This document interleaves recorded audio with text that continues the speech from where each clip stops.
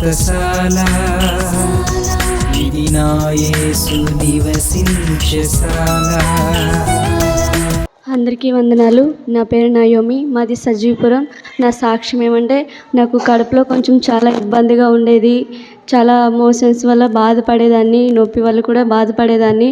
నేను ప్రేయర్ చేసుకున్నాను, తండ్రి నాకు బాగా అవుతే నేను షాలకు వచ్చి సాక్ష్యం చెప్తాను అనుకున్నాను. దేవుడు నాకు స్వస్థతనిచ్చాడు. దేవునికి కృతజ్ఞతాస్తుతులు. ఈ చిన్న సాక్ష్యాన్ని దేవుడు దీవించును గాక. ఇప్పుడు నా పేరు శిరోమణి, మాది మేకడోనా. నా కొడుక్కి హాస్టల్లో వదిలేసి వచ్చింటి మొన్న నెలన.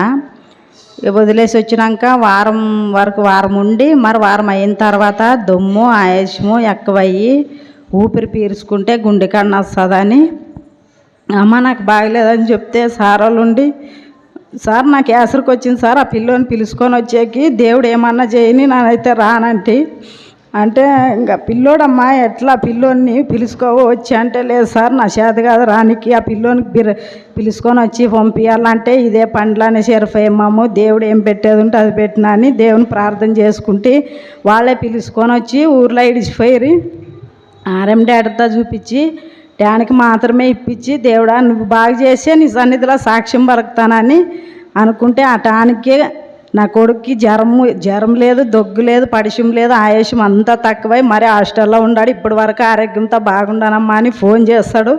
ఇదే నా సాక్ష్యము. అయ్యగారికి అమ్మగారికి వందనాలు, ఇక్కడ వచ్చిన వాళ్ళకి అందరికీ నా వందనాలు. అట్లా నా పేరు సుజానమ్మ. నాకు సాక్ష్యం చెప్పామంటే, నా బిడ్డ కుమారునికి చాలా రక్త కణాలు తక్కువయ్యి జ్వరం వచ్చి ఆసుపత్రికి పోయింటే కందులు వండని రాసిచ్చాడు. రాసిస్తే కందులు పోయాము.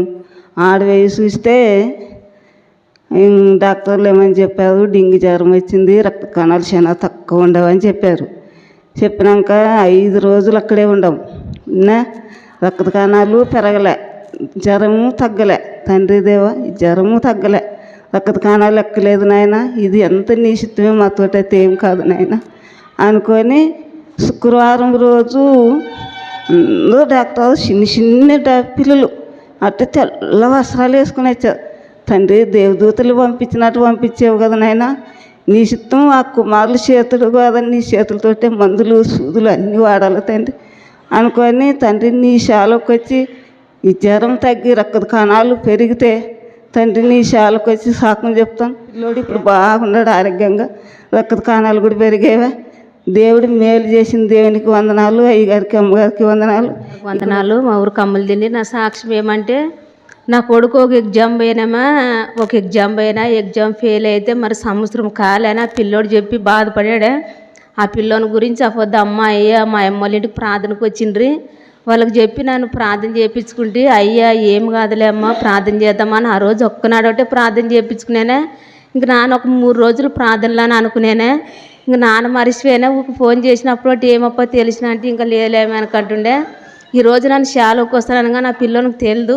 ఆ పిల్లోడు పొద్దున్నే ఫోన్ చేసి ఏమో నన్ను పాస్ అయ్యలేమని ఫోన్ చేశాడే.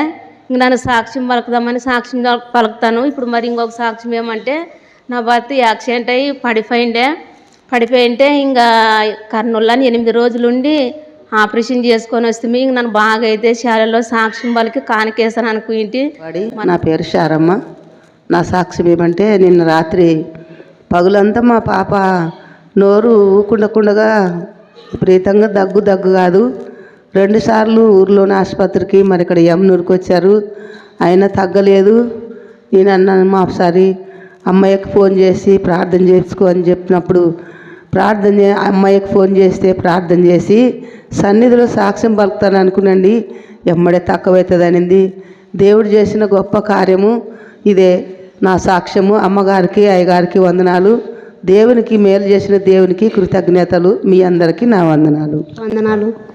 నేను పెంచల పాటకు 4 నెలలు తిరిగితే నా గడ్డకు బాగా కాలేదు. అమ్మగారు వద్దకొచ్చి 4 నెలలు తిరిగినాను. 4 నెలలు తిరిగితే కూడా నాకు ఆరోగ్యం బాగాలేకుండే.